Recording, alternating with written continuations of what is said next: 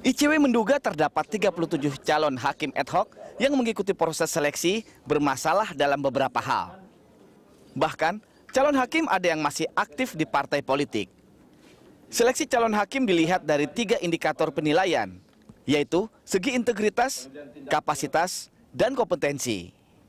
Saat ini, seleksi sudah melewati ujian tertulis dan akan memasuki tahapan profile assessment. Namun, sangat disayangkan proses ini tidak diinformasikan ke publik, sehingga masyarakat tidak mengetahui dasar dari penilaian panitia seleksi dalam meloloskan calon hakim tersebut. Masyarakat membutuhkan proses seleksi yang transparan sehingga dapat mengetahui siapa hakim yang akan menentukan keadilan.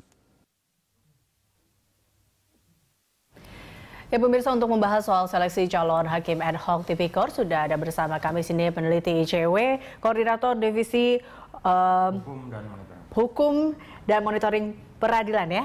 ICW. Ada Mas Emerson Yunto. Selamat pagi Mas Emerson. Pagi Mbak. Tapi sebelum kita lanjutkan, ini kita juga mengundang pemirsa untuk memberi komentar melalui pesawat telepon di nomor 021 52 900 308 atau 021 52 900 311. Mas Emerson, ini kalau kita lihat 45 dari data ICW, 45% bermasalah, 53% diragukan kredibilitasnya. Berarti sisanya cuma 12% nih. Ini masih dalam tanda tanya juga. Iya, itu yang juga kita temukan ya dari penelusuran rekam jejak yang teman-teman ICW dan koalisi lakukan.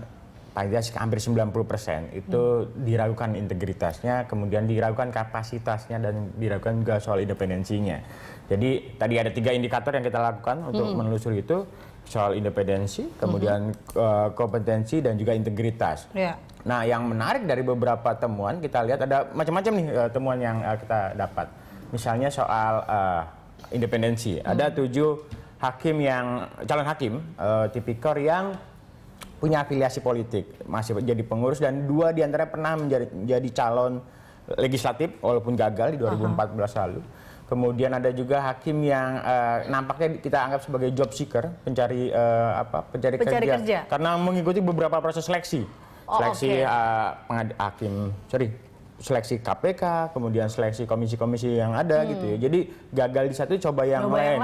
Bahkan ada juga yang saat ini menjabat sebagai komisioner di satu lembaga, itu juga mendaftar lagi karena setahun lagi dia akan pensiun. Jadi ini jadi hal yang penting untuk diperhatikan oleh Mahkamah Agung, jangan memilih kucing dalam karung. Artinya jangan sekedar memenuhi kuota aja atau kebutuhan hakim ad hoc, tapi mengesampingkan tuh aspek-aspek penting soal integritas, soal independensi, dan juga tadi terkait dengan kompetensi. Nah, ini kan kalau kita lihat memang ada temuan terkait, dikatakan memang 37 ya, dikatakan calon dari hakim ad hoc ini yang diragukan. Nah, dilihat dari, kalau kita kaji satu-satu nih, secara integritas, memang ini kesalahannya di mana? Apa sistem yang dari ICW sendiri melihat di integritas para calon ini memang begitu kurangkah atau seperti apa? Ya, memang mencari orang terbaik gitu ya, hakim, dan juga dulu pimpinan KPK sulitnya minta ampun. Ya. Saat ini kan fenomena banyak orang yang mendaftar tapi tidak memberikan garansi apapun bahwa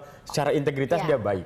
Jadi ada temuan-temuan tuh soal dia pernah membela perkara korupsi, kemudian juga dia anggap ada laporan-laporan pengaduan ke organisasi profesi gitu ya, yang itu membuat kita ragu, jangan-jangan kalau ini dipaksakan lolos gitu ya, ini justru akan bermasalah. Kita mencatat ada sekitar 7 hakim tipikor yang tersandung dalam perkara korupsi.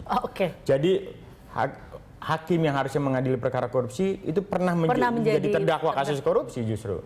Nah, kita nggak mau ini terjadi gitu ya. Aspek integritas ini menjadi penting, jadi nilai tertinggi paling tidak untuk memilih calon hakim tipikor. Jangan sampai ya tadi ini mengulangi kesalahan-kesalahan sebelumnya. Gitu. Mungkin banyak juga yang didapat bahwa tadi kata Mas Emerson mengatakan bahwa yang datang ini adalah job seeker, orang-orang yang mencari pekerjaan di sini, dan juga mereka akhirnya tidak tahu sebenarnya apa yang harus dilakukan nanti ketika mereka jadi hakim ad hoc terkait dengan kasus. Dan yang juga dari temuan dan kemudian ada beberapa kali proses wawancara yang berhasil dilakukan, itu hampir sebagian besar itu tidak paham dengan apa kerja sebagai hakim tipikor, apa substansi dari undang-undang tipikor sendiri. Saya pikir ini satu yang agak memalukan gitu, mau kerja di satu institusi tapi dia tidak paham apa itu korupsi, apa beda korupsi, suap dengan gratifikasi dan sebagainya. ini yang saya pikir juga satu yang memilukan gitu ya, hakim tipikor, calon hakim tipikor tapi tidak paham soal isu korupsi.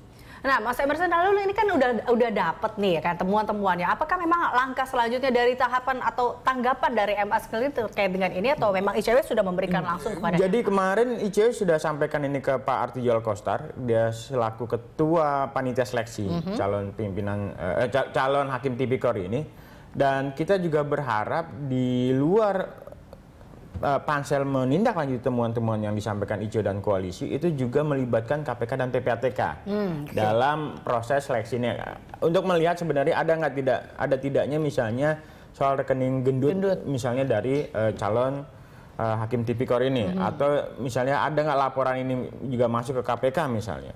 Nah, proses seleksi yang ketat ini paling tidak sebenarnya meminimalisir gitu ya problem-problem yang nantinya akan muncul tuh di pada saat dia menjabat sebagai hakim tipikor. Nah, munculnya temuan-temuan dari ICW ini, apakah memang seleksinya yang kurang atau mungkin mereka tidak terlalu, ya kriteria-kriteria ini tidak diperhatikan dari awal sebenarnya, atau seperti apa? Jadi yang saya lihat begini, ada ini kan posisi hakim ad hoc tipikor ini satu yang menarik karena gaji cukup besar.